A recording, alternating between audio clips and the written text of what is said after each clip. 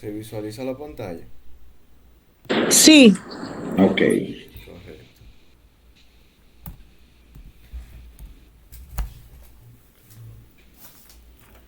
Bueno, nosotros somos el grupo uno y en el día de hoy les venimos a hablar sobre los principios fundamentales del derecho procesal penal. Este grupo está constituido por Jeremy Sánchez, Marilina La Antigua, Jennifer Gómez y Fernando Chávez.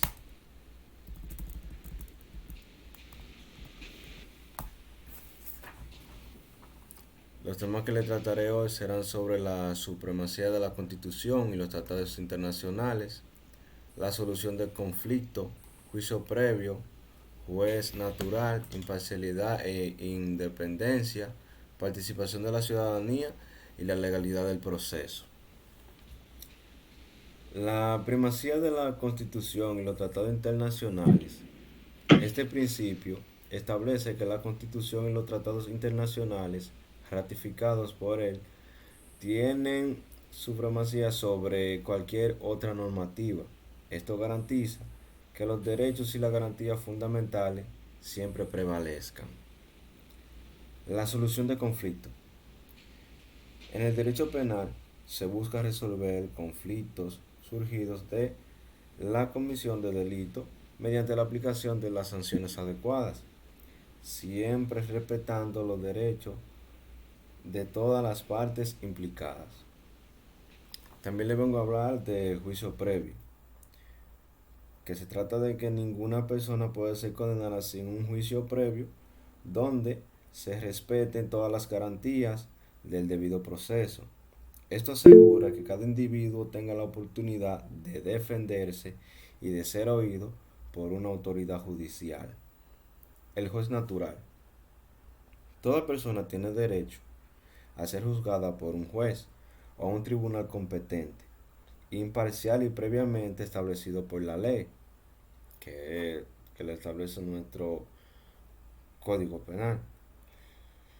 Esto protege contra juicios arbitrarios y asegura una administración de justicia equitativa. La imparcialidad e independencia. Los jueces deben de actuar con imparcialidad e independencia, libres de influencias externas y personales.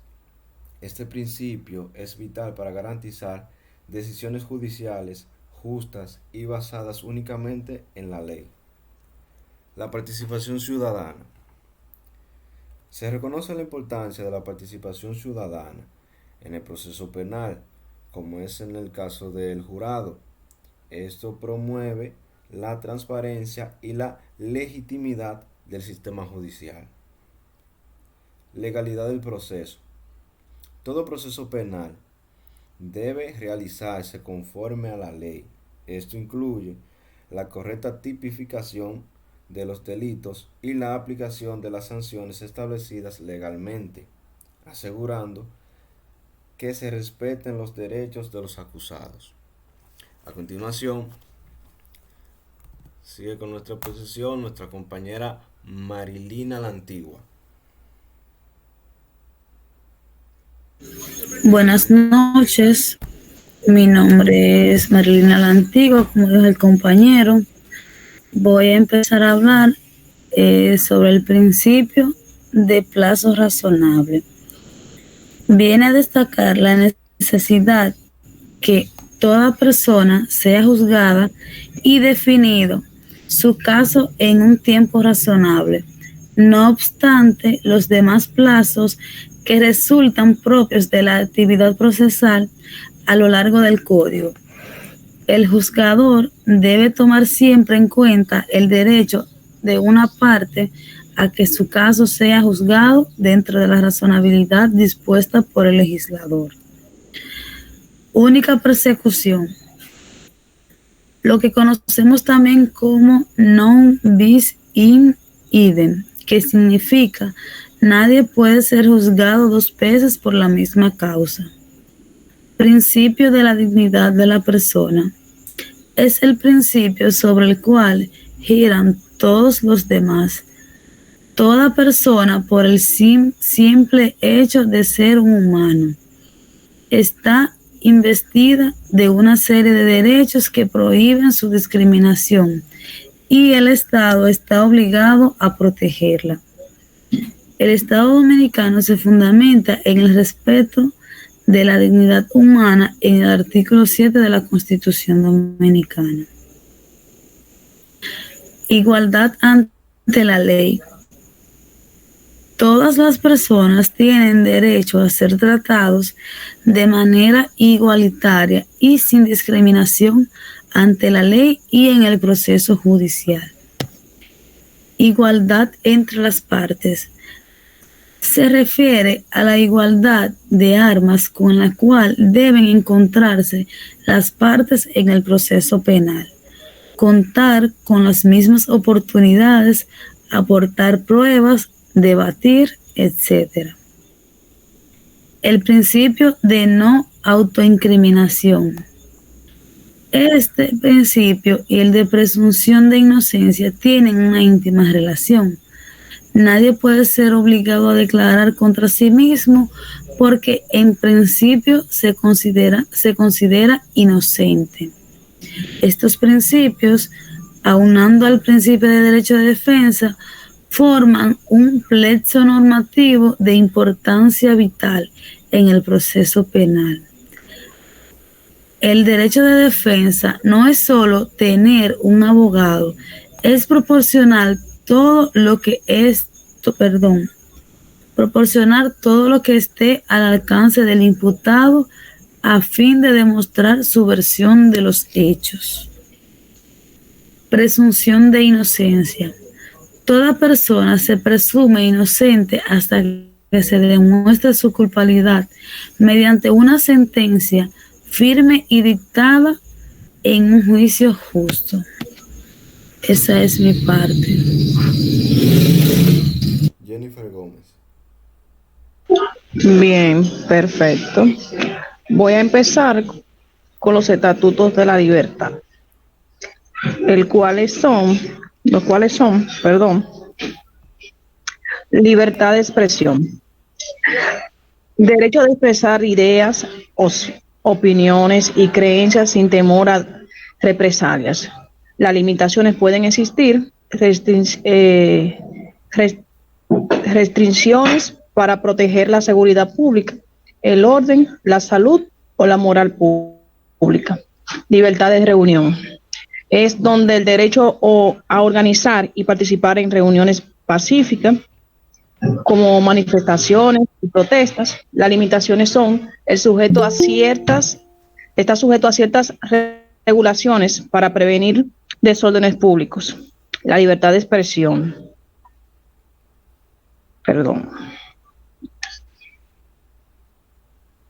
Libertad de expresión. La definición es el derecho de los medios de comunicación a informar y publicar noticias sin censura gubernamental. Está también lo que es las limitaciones. Pueden existir restricciones para proteger la seguridad pública, el orden y la salud o la moral pública. La libertad de reunión.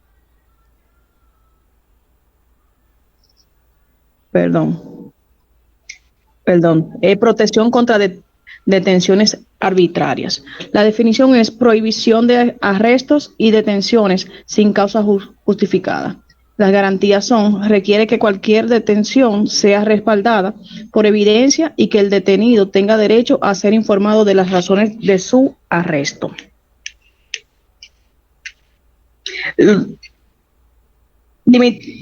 Límite razonable de la prisión preventiva. La prisión preventiva tiene legalmente un límite temporal razonable de 12 meses, aunque excepcionalmente en plazo máximo de la prisión preventiva puede incrementarse a 18 meses. El artículo 16 de la Ley 7602 establece un límite razonable de la prisión preventiva de 3 meses, aunque ésta sea domiciliaria. El artículo 16 establece como uno de los principios fundamentales del proceso penal que la prisión preventiva tenga límites razonables. El Código Procesal Penal condiciona la imposición de prisión preventiva a un límite temporal razonable a los fines de evitar que se convierta en una pena anticipada. La personalidad de la persecución. Este principio refiere a que nadie puede ser perseguido, investigado, ni sometido a medidas de coerción, sino por el hecho personal. Nació como una garantía procesal que lleva como única finalidad asegurar que solo aquel que cometió un hecho reprimido en la ley sea el que se procese y se juzgue.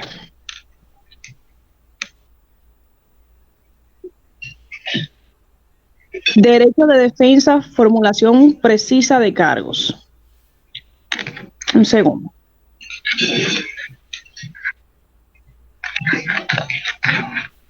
Denme un segundo.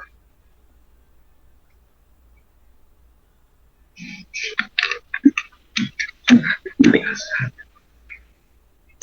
Perdón. Derecho a indemnización. El derecho a la indemnización se refiere a la compensación que una persona tiene derecho a recibir en ciertas situaciones. Algunos ejemplos incluyen: si un trabajador es despedido sin justificación, tiene derecho a recibir una indemnización por los años trabajados. En el derecho civil, la indemnización es una compensación que se otorga a una persona que ha sufrido un daño o perjuicio. El derecho a recurrir. El derecho a recurrir establece que toda persona tiene derecho a disponer en un plazo razonable los fallos emitidos de la determinación de su responsabilidad, debidamente motivado, para su posible apelación. Es una facultad inherente al ser humano reconocido en nuestra ley fundamentalmente, instrumentos internacionales y ley ordinaria. Hasta aquí mi parte, el compañero Fernando. Bien, buenas noches a todos y todas. Nosotros estamos esta noche hablando sobre los principios. ¿Y por qué razón? Esto lo hacemos porque el Código Procesal Penal es un pilar fundamental del sistema judicial y establece un conjunto de principios que ya hemos tratado algunos, que garantizan la imparcialidad, la transparencia y la protección de los derechos fundamentales durante los procesos penales. Estos principios son esenciales para la correcta aplicación de la justicia y la protección de los ciudadanos. Voy a tratar uno de los principios, que es el de separación de funciones. Este principio establece que las funciones de investigación, acusación, defensa y juicio deben ser realizadas por entidades distintas para garantizar la imparcialidad del proceso penal. El Ministerio Público se encarga de investigar y acusar, mientras que el juez debe permanecer independiente y objetivo, asegurando que no se mezcle con la labor de las otras partes. Esto evita conflicto de intereses y promueve un juicio justo. Hablemos del principio de obligación de decidir, lo cual garantiza una justicia eficaz. Los jueces están obligados a emitir decisiones sobre las cuestiones planteadas durante el proceso penal. Este principio asegura que ningún caso quede sin resolver, cumpliendo con el deber de garantizar una justicia eficaz y evitando la dilación innecesaria en los procesos. La resolución debe abordar todos los aspectos sometidos al tribunal. Veamos el principio de motivación de las decisiones. Aquí perseguimos transparencia y control. Toda decisión judicial debe estar fundamentada de manera clara y comprensible. Este principio refuerza la transparencia y permite a las partes comprender las razones detrás de una resolución. Además, facilita el control judicial y el derecho a recurrir, garantizando que el fallo no sea arbitrario. Hablemos sobre el principio de interpretación. El Código Procesal Penal debe interpretarse conforme a los principios y derechos consagrados en la Constitución y los tratados internacionales ratificados por la República Dominicana. Este principio busca garantizar que las normas procesales se apliquen en consonancia con las garantías fundamentales de las personas involucradas en el proceso penal. Principio de legalidad de la prueba. Aquí perseguimos integridad del proceso. Solo se considerarán válidas las pruebas obtenidas conforme a las disposiciones legales.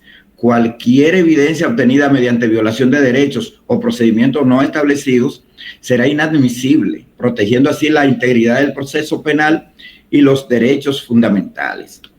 Voy a lo que es el penúltimo de los principios. Hablo del derechos de la víctima. La víctima tiene derechos esenciales dentro del proceso, como recibir un trato digno y respetuoso, protección a su integridad e intimidad y la posibilidad de participar activamente en el proceso como querellante o promoviendo acciones penales. Este principio busca equilibrar las garantías entre víctima e imputado. Ejecución de la pena.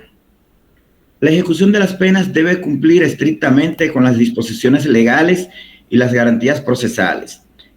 Esto incluye el respeto a los derechos fundamentales de las personas condenadas, asegurando que la aplicación de la pena no implique violaciones a la dignidad humana o tratos degradantes. Hasta aquí el grupo 1. Continúen, chicas. Dame un segundito, déjame ver si esto se oye. Oh, sí. Era la grabación que estaba viendo si se podía escuchar. Proyecto entonces.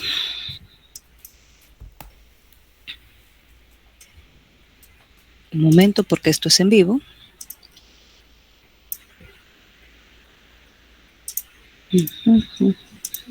Sí.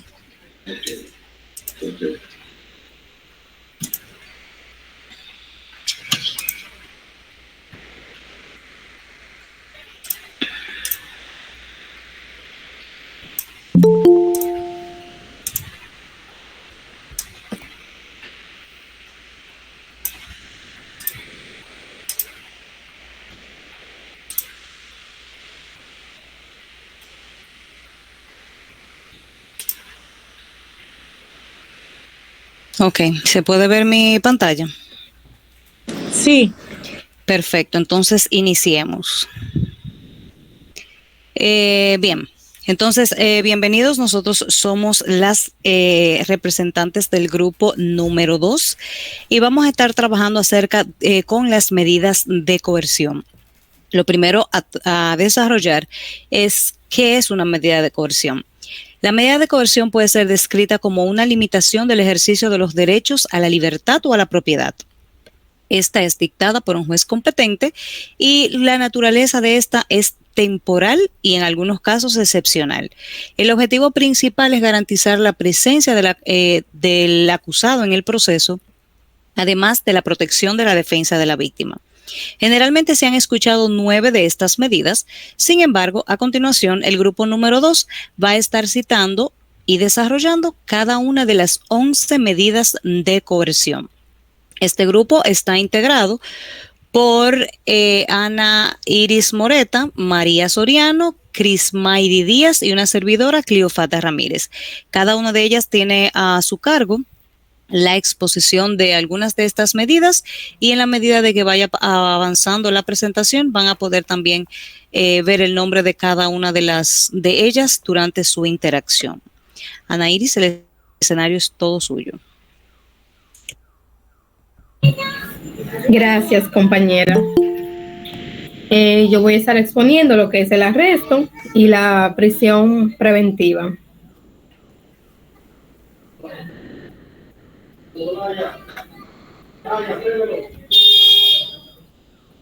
Medidas de coerción personales. Clio, ¿esa es la parte que me corresponde a mí? ¿O es? Sí. Ok.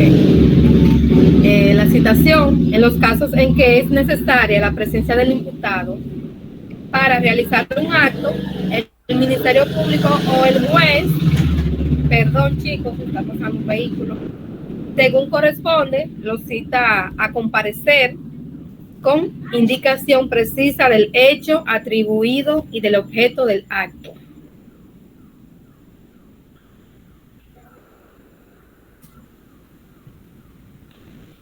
Bien, el arresto es una medida coercitiva importante dentro del derecho penal que tiene como fin garantizar la eficacia de la justicia y la seguridad pública.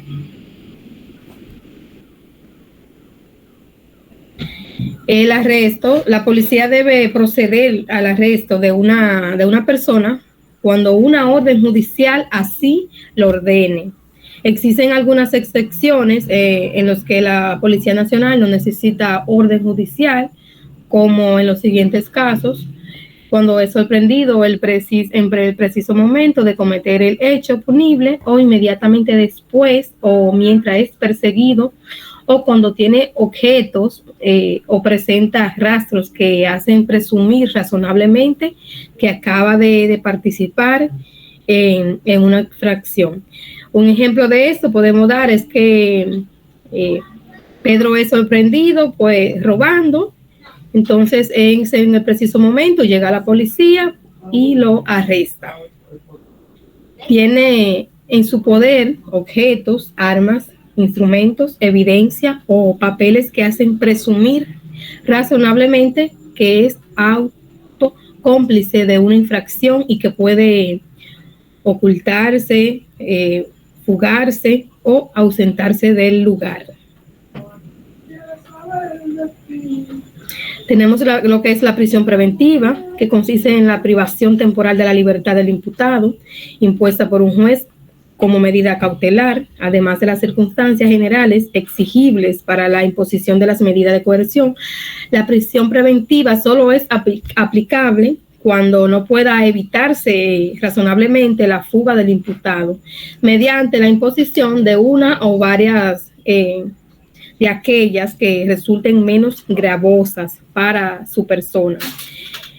El pedido de prisión preventiva se puede hacer por cualquier vía fehaciente y es comunicado inmediatamente a la Secretaría de Estado de Relaciones Exteriores. Cabe destacar que la prisión preventiva podemos decir que es la más severa, puesto que priva de su libertad al imputado o acusado. Hasta aquí mi parte, lo dejo con mi compañera María. Buenas noches a todos. María Soriano por aquí. Hoy les voy a hablar sobre 3 medidas de coerción previstas en nuestro Código Procesal Penal. El sistema de justicia penal dominicano está diseñado para proteger los derechos fundamentales de las personas involucradas en un proceso penal, al tiempo que garantiza el cumplimiento de las disposiciones legales. Como ya mencioné, hoy me voy a centrar en 3 medidas de coerción, abordando su definición, requisitos, ejemplos prácticos, ventajas y desafíos. Estas medidas son el arresto domiciliario, la colocación de dispositivos electrónicos y el control judicial, o también conocido como presentación periódica. Estas medidas son importantes para equilibrar la necesidad de garantizar la presencia del imputado en el proceso judicial y así evitar el uso excesivo de la prisión preventiva. Esto respeta el principio de mínima intervención penal. Iniciando con lo que es el arresto domiciliario, esta medida de coerción se encuentra en el artículo 226 del Código Procesal Penal, en su numeral número 6. El arresto domiciliario obliga al imputado a permanecer en su residencia o en un lugar designado por el tribunal como alternativa a la prisión preventiva. Los requisitos de esta medida incluyen la proporcionalidad, que debe de ajustarse a la gravedad del delito y a las condiciones del imputado, así como la existencia de arraigo para asegurar que el imputado no evade el proceso, y no ser excesiva conforme al principio de la mínima intervención. Un ejemplo práctico de esta medida podría ser el caso de Gonzalo Castillo. El imputado se encontraba en arresto domiciliario con garantía económica de 20 millones de pesos a través de una aseguradora. Dicha medida fue eliminada tiempo después, pero no la garantía económica. Así como también podría ser un empresario acusado de un fraude financiero sin antecedentes penales y con domicilio fijo. Es puesto bajo arresto domiciliario mientras se va investigando el caso. Ventajas de esta medida. Permite al imputado mantenerse en su entorno familiar y laboral, así como también reduce los costos asociados al sistema penitenciario. En cuanto a los desafíos o limitaciones, podríamos mencionar que requiere recursos para la supervisión, puede ser menos restrictivo en caso de imputados con grandes recursos, así como el monitoreo constante para evitar incumplimientos y la posible percepción de indulgencia en delitos graves. La segunda medida a tratar es la colocación de dispositivos electrónicos. Esta medida, al igual que la otra, se encuentra establecida en el artículo 226, en el numeral número 5 del mismo código. Esta medida utiliza la tecnología, haciendo uso de tobilleras electrónicas para rastrear la ubicación del imputado y garantizar que cumpla las restricciones impuestas. Como mencioné antes, dentro de los requisitos de esta medida también podemos encontrar el área de restricción, que es la determinación de zonas que no puede visitar, así como la viabilidad técnica, que es la disponibilidad de tecnología adecuada para el monitoreo. Un ejemplo práctico también podría ser el caso de Adán Cáceres de la Operación Coral. El mayor general Adán Cáceres Silvestre, principal acusado de la Operación Coral, tuvo prisión domiciliaria durante más de 3 años. Dicho imputado poseía 2 medidas de coerción, como mencioné anteriormente con Gonzalo Castillo, en este caso. Sin embargo, el primer tribunal colegiado del Distrito Nacional le quitó la prisión domiciliaria y el grillete. Como también podría darse el caso de que un imputado por violencia intrafamiliar sea obligado a usar un dispositivo electrónico que le prohibiría acercarse a la víctima y a su lugar de residencia. Las ventajas de esta medida se puede mencionar que brinda control efectivo sin necesidad de encarcelamiento, así como también protege a las víctimas en casos sensibles, y también permite al imputado evitar la prisión preventiva y así mejora la seguridad de las víctimas. Dentro de los desafíos está el costo de la implementación y el mantenimiento, que pueden ser altos, así como también las fallas tecnológicas que podrían comprometer la efectividad. Por último, está el control judicial, también conocido como la presentación periódica.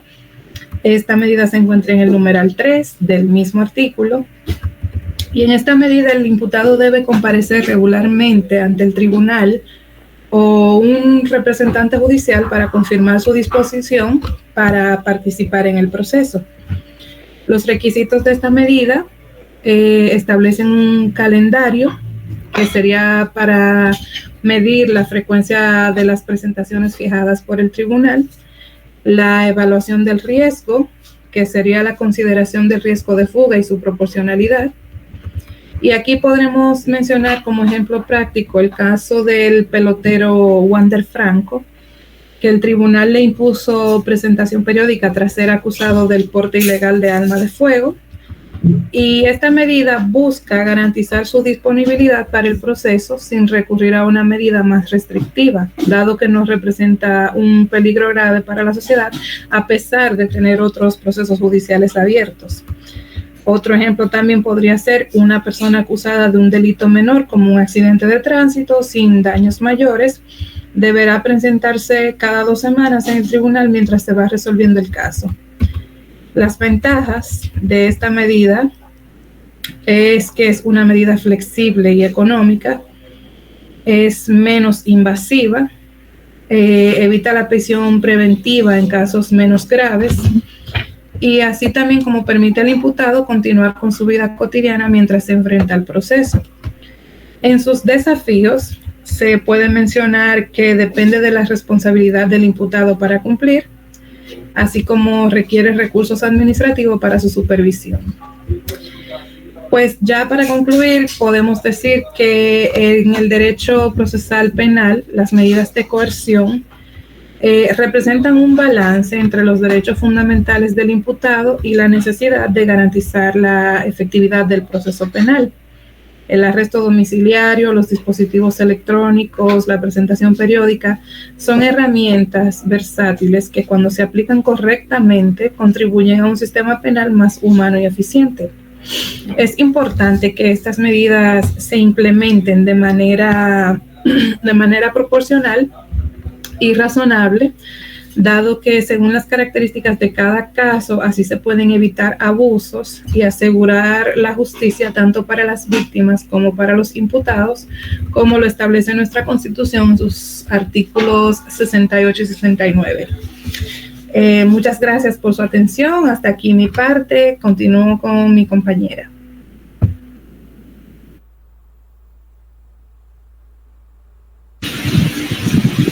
Buenas, soy Grismaydi Díaz y le estaré hablando sobre el impedimento de salida del país y la garantía económica.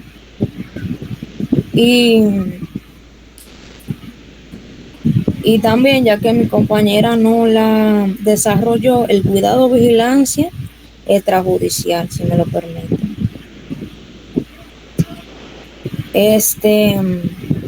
El cuidado o vigilancia extrajudicial es una medida cautelar establecida en el derecho penal procesal que consiste en someter al imputado a la supervisión de una persona, institución o entidad. La finalidad de esta es asegurar la comparecencia del imputado en el proceso penal, evitar la reincidencia o comisión de nuevos delitos durante el proceso, proteger a la víctima, testigos o otras partes involucradas.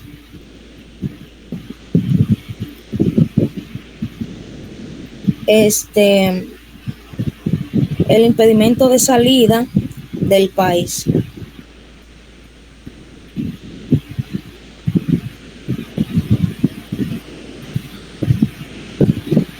A hacer otra parte.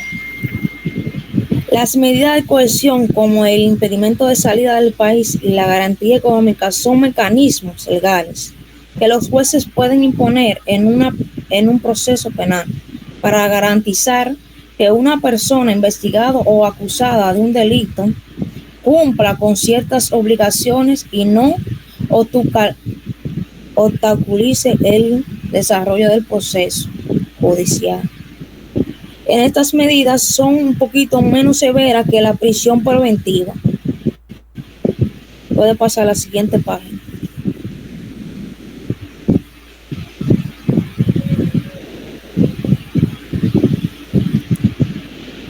El impedimento de salida del país y la garantía económica. El impedimento de salida del país es una medida cautelar que prohíbe al imputado abandonar el territorio nacional durante el desarrollo del proceso penal. La característica de la misma: finalidad, evitar la fuga del imputado y garantizar su comparecencia al proceso. La forma de la aplicación se establece mediante la resolución judicial motivada previa solicitud del Ministerio Público o la parte querellante.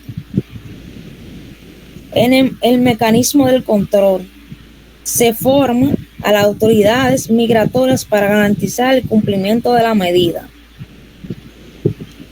La duración se mantiene hasta que se determine que no es necesario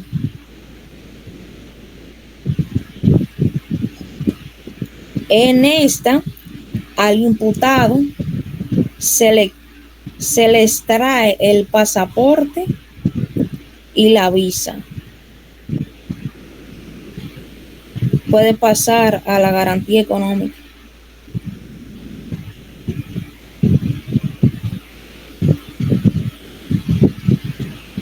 La garantía económica es una medida cautelar que exige al imputado el pago de una suma de dinero o la presencia de una garantía económica para asegurar su comparecencia al proceso y el cumplimiento de sus obligaciones procesales. La característica, finalidad, garantizar que el imputado se presente en la etapa del proceso penal. La forma del cumplimiento puede consistir en dinero en efectivo, bienes inmuebles o la contracción de una fianza bancaria o la de una compañía aseguradora.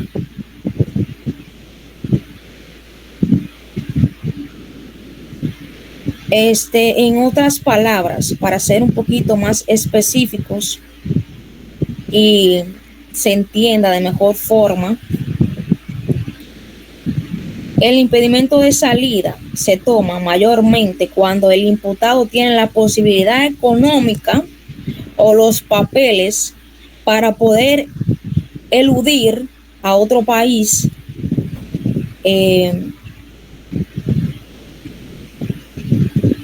para no cumplir con su debido proceso.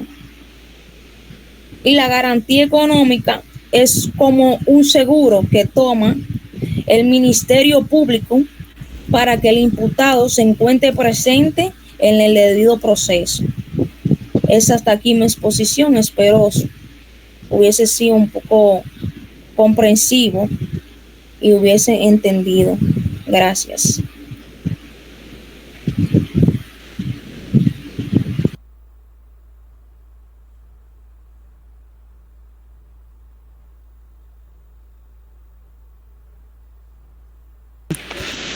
Bien, entonces ya por último, las medidas que acabamos de ver, las medidas de coerción que acabamos de señalar hasta el momento son reconocidas como medidas de coerción personales. Dentro de estas, la última que se puede mencionar está el intercambio en un centro de salud mental, que entra también dentro de las personales, al igual que la simple promesa del imputado. Ya en el caso de las medidas de coerción reales, como su nombre lo indica, ya son un tipo de medidas distintas. Entonces vamos a ver estas tres ya para finalizar con las que quedan pendientes. En el caso del intercambio en un centro de salud mental, tal como lo indica su nombre, se refiere a la decisión de poder privar la libertad de una persona y a su vez someterla en un tratamiento en un establecimiento de salud. En términos legales, esta medida básicamente se adopta bajo circunstancias excepcionales y tiene que estar sustentada en los principios de proporcionalidad, necesidad y legalidad. Para que suceda esto, el juez puede ordenar el internamiento del imputado en el centro de salud en caso de que determine primeramente de que el imputado sufre una grave alteración o insuficiencia de sus facultades mentales, lo que a su vez provoca o lo hace peligroso tanto para sí mismo como para un tercero. La medida de coerción puede ser solicitada contra alguien que cuente con estas características por el Ministerio Público o por la persona querellante. Para que esto suceda, es importante de que se cumpla un proceso riguroso. No es simplemente que el juez va a determinar de que una persona tiene problemas mentales para tomar esta decisión, sino que debe existir previamente un informe médico, el cual debe ser realizado por un profesional de la salud, y emitir un informe claro y detallado del estado de la persona y las razones por las que es necesario este internamiento. Debe de celebrarse la audiencia, porque a través de la audiencia es en donde el juez va a valorar las pruebas que se presentan, los informes médicos, va a escuchar a las partes involucradas para poder tomar la decisión judicial. Esta decisión entonces debe de ser proporcional y debe de ser adecuada al caso que se está tratando. Adicional a esto, debe existir una revisión y un seguimiento. No es simplemente el poder internar a esta persona, sino garantizar de que recibe el tratamiento adecuado y realizar una revisión periódica para saber si se debe de mantener o no dicha medida de coerción. En cuanto a las medidas de coerción reales, en el ámbito civil se pueden deducir como aquellas que buscan garantizar el cumplimiento de una obligación o el conservar ciertos bienes o los derechos de una persona. Estas medidas se adoptan básicamente con un carácter preventivo o conservatorio y lo que buscan es que al estar esperando el cumplimiento de una sentencia o la ejecución de un derecho, estos bienes no se vean frustrados. Con respecto a estas medidas, tienen, tal como mencioné, la finalidad de hacer garantizar o cumplir las obligaciones y a su vez el preservar los derechos de las partes mientras dure el litigio. También buscan evitar cualquier tipo de fraude. Dentro de las medidas de coerción reales, se encuentran estas que pueden ver aquí: el embargo, la hipoteca judicial y otras medidas que también se pueden tomar a modo conservatorio. Las dos primeras principalmente, son bastantes comunes. Tenemos primeramente la hipoteca, que todos sabemos que es una garantía real que se coloca sobre un inmueble. Tenemos con respecto al embargo, que puede ser la medida cautelar con la finalidad de poder asegurar ese cumplimiento de esa obligación y evitar de que se puedan utilizar estos bienes hasta tanto se pronuncie la sentencia. Con respecto a los requisitos que existen para poder tener o accionar acerca de una medida de coerción real, lo primero que debe existir una obligación clara y exigible. Para poder tomar en consideración una medida de coerción real, debe existir una obligación cuya ejecución es legítima y se demuestra su incumplimiento o el riesgo del incumplimiento. Debe existir un peligro que pueda frustrar la ejecución. Debe de existir proporcionalidad, es decir, el monto de la deuda debe de ser proporcional a la coerción real que estoy llevando a cabo. Si tengo una deuda de 100,000 pesos, no puedo colocar una hipoteca por 3 millones porque no es proporcional. Además de esto, tenemos también la autoridad judicial, ya que es el juez quien debe decidir adoptar o no estas medidas y en cuáles casos aplicaría. Por último, contamos con la simple promesa del imputado, y tal como su nombre lo describe, es simplemente un compromiso que el imputado asume para cumplir con determinadas condiciones en algún proceso penal. En cualquier caso, es el juez que puede prescindir de toda medida de coerción cuando la promesa del imputado de someterse al procedimiento sea considerada como suficiente y se pueda evitar cualquier tipo de peligro de fuga. Dentro de estas promesas se puede encontrar la promesa de comparecencia, la promesa de no obstrucción de la justicia, promesa de no salir del país y promesa de no incurrir en nuevos delitos. No es necesario mucha explicación al respecto, ya que en sí cada una se explica sola. Entonces, aquí podemos ver ya al final las 11 medidas de coerción que fueron trabajadas el día de hoy, cada una con sus definiciones, y si desean pueden o tomar nota o le podemos compartir la presentación para que podamos tener claro cuáles son dichas medidas, de que en realidad, como decía el profesor en la clase pasada, para muchos son 9, pero realmente son 11 medidas que existen actualmente en el Código de la República Dominicana. De nuestra parte es cuanto. Bueno, concluimos con la presentación de las dos posiciones, grupo 1 y grupo 2. Correcto. De acuerdo con la grabación de la exposición, ya yo procedo a Sí. mandar el link por el grupo de WhatsApp. Ok, envíen de igual manera las exposiciones, las diapositivas, envíenlas al grupo para estudio. Minerva Merán tiene la mano levantada. Sí, era precisamente eso lo que iba a comentar, que muy buena exposición y que la enviaran al grupo, que así también es otra evidencia más, porque yo sé que no se iba a imaginar que eso se hizo también hecho.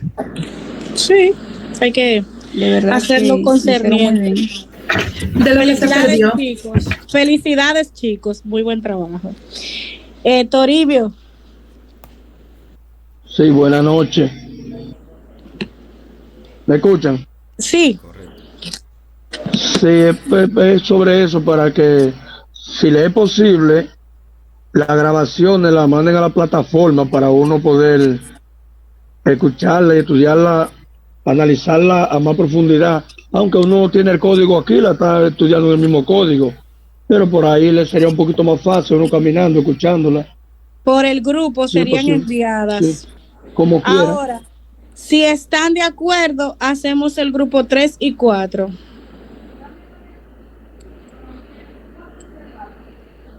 Me pueden poner en el grupo que quieran ahí, de una vez. Ok. Con Milva Merán, por ahí pónganme. Señora Y Milva, Kenye, dígame. Milva Merán y Kenye Margarita, que está por ahí. Un segundo, Toribio.